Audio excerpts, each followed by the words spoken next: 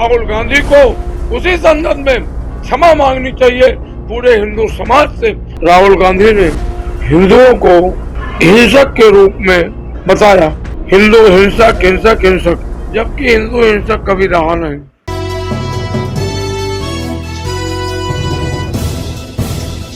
नमस्कार, मैं हूं पीयूष मणि अवस्थी और आप देखना शुरू कर चुके हैं इंडिया जंक्शन। समाजवादी पार्टी ने भले ही अयोध्या में अपनी जीत हासिल कर ली हो, लेकिन इस समय तमाम साधु संत की नाराजगी न सिर्फ समाजवादी पार्टी को बल्कि पूरे इंडिया गठबंधन को बहुत बड़ा नुकसान पहुंचा सकती है। और इस नुकसान का खामियाजा 2027 के विधानसभा चुनाव में साफ तौर पर देखा जा सकता है। क्या है अयोध्या में साधु संतों की नाराजगी की असली वजह और क्यों राहुल गांधी को मांगनी पड़ सकती है माफ़ी?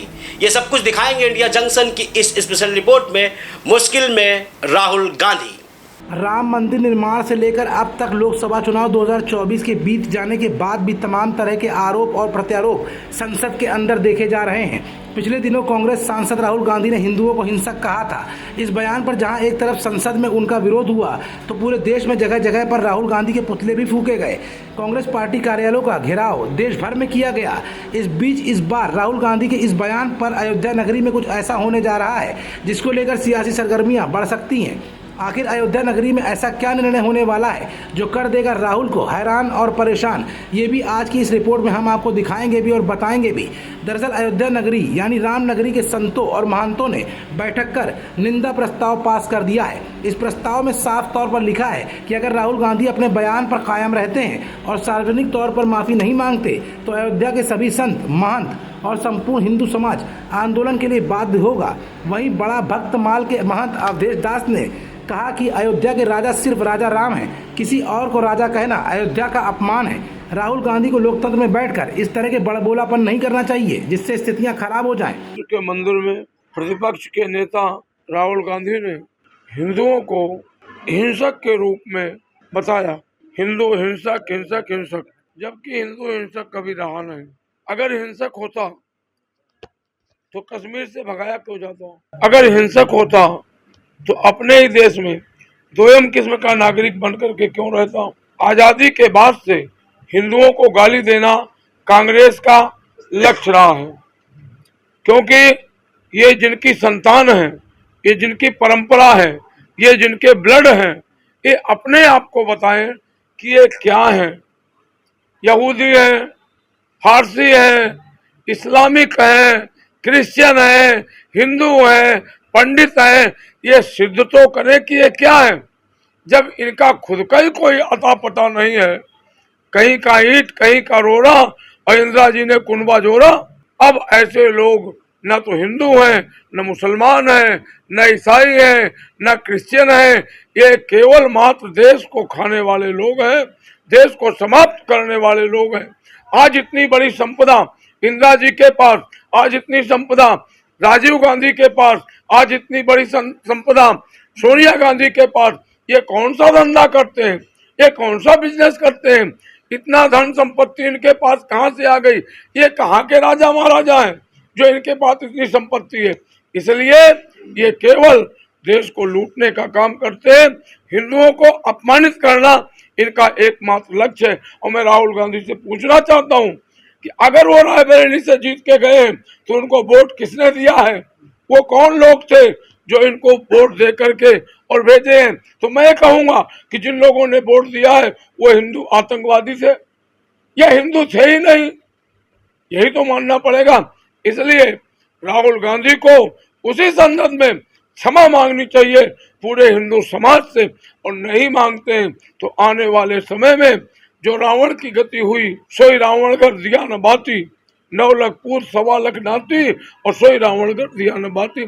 आने वाले समय में कांग्रेस का हाथ समाप्त हो जाएगा, इनका अस्तित्व समाप्त हो जाएगा।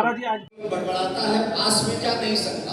तो मोदी जैसे हमारे राष्ट्र के नायक के गले में घंटी बांधने की सामर्थ्य सामान्य में है ही नहीं। हाँ, ये बड़बड़ाते हैं, कुछ आए बाएं साएं बोलते हैं। अगर हिंदू हिंसक होता, आप जो हिंसक हैं उनको देखिए, पाकिस्तान में हिंदुओं की क्या दशा है। यहाँ तक कि फ्रांस सरकार, जहाँ ईसाई प्रधान है, वो भी हिंसक नहीं होने के कारण और जहां उन्होंने हिंसा का रूप धारण किया वहां पर इस्लामवादियों को जीना मुश्किल हो गया है।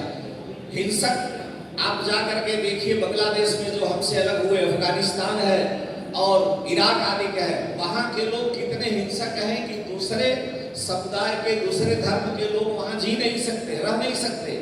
जिस दिन हिंदू हिंसक हो जाएगा, उन्हें पता नहीं है कि हिंदू अगर हिंसक हो गया तो उनके जैसी औलादों को भारत में रहना मुश्किल हो जाएगा। क्यों कि उनको वोट देने वाले चाहे रायबरेली से जीते अथवा कहीं से भी, सबसे अधिक हिंदू हैं। रायबरेली में ईसाईकरण नहीं है, उसकी बहुत अल्प मात्रा है। रायबरेली में इस्लाम की अल्प मात्रा है, जहां से वो जीत करके संसद में गए हैं। लेकिन उन्हें बुद्धि ही नहीं है, जिसको बुद्धि ही नहीं है, बोलने की तमीज ही नहीं है, उसके लिए क्या कहा जाए। लेकिन अयोध्या का सारा समाज आज इससे अत्यंत दुखी है कि एक विपक्ष का नेता, जिसको विपक्ष का नेता स्वीकार किया गया विपक्षियों के द्वारा, उसकी ऐसी ओछी भाषा है जिसे बोलने का ज्ञान नहीं है। अब उसके लिए क्या कहा जाए। हम तो भगवान से यही प्रार्थना करते हैं कि इनको सद्बुद्धि दें, कम से कम इनको अकल आवे, बोलने की तमीज आवे, जिसे कुछ यही ज्ञान ही नहीं कि हमें क्या बोलना चाहिए। देश के प्रधानमंत्री को, जो सारे राष्ट्र का नेता है, जो 150 करोड़ लोगों का प्रतिनिधित्व करता है, भले ही पक्ष विपक्ष कोई भी हो, उस प्रधानमंत्री को जो मध्यम पुरुष की भाषा में बोलता है कि मोदी ऐसा करता है, उससे बड़ा अशिष्ट और असभ्य व्यक्ति कौन हो सकता है। तो इसका एकमात्र कारण है कि जो संतानें जैसी होती हैं उनका प्रभाव वैसा पड़ता है और वो गुणधर्म स्पष्ट रूप से दिख पड़ता है। अयोध्या के संत काफी नाराज दिख रहे हैं। उन्होंने हुंकार भर दिए कि अगर राहुल गांधी अहंकार नहीं छोड़ते और सार्वजनिक तौर पर जनता से माफी नहीं मांगते हैं तो पूरे देश में इसका विरोध दर्ज कराया जाएगा। राहुल गांधी को उसी संदर्भ में क्षमा मांगनी चाहिए पूरे हिंदू समाज से। इस बैठक में महंत अवधेश दास, महंत रामानंद दास, महंत जन्मेजय शरण के साथ साथ तमाम और संत और साधु मौजूद थे। खुले तौर पर अयोध्या के साधु महंतों की नाराजगी निश्चित तौर पर 2027 के विधानसभा चुनाव में पूरे इंडिया गठबंधन को तगड़ी चुनौती भी दे सकती है। खबरों से जुड़े रहने के लिए सब्सक्राइब करें हमारा चैनल इंडिया जंक्शन।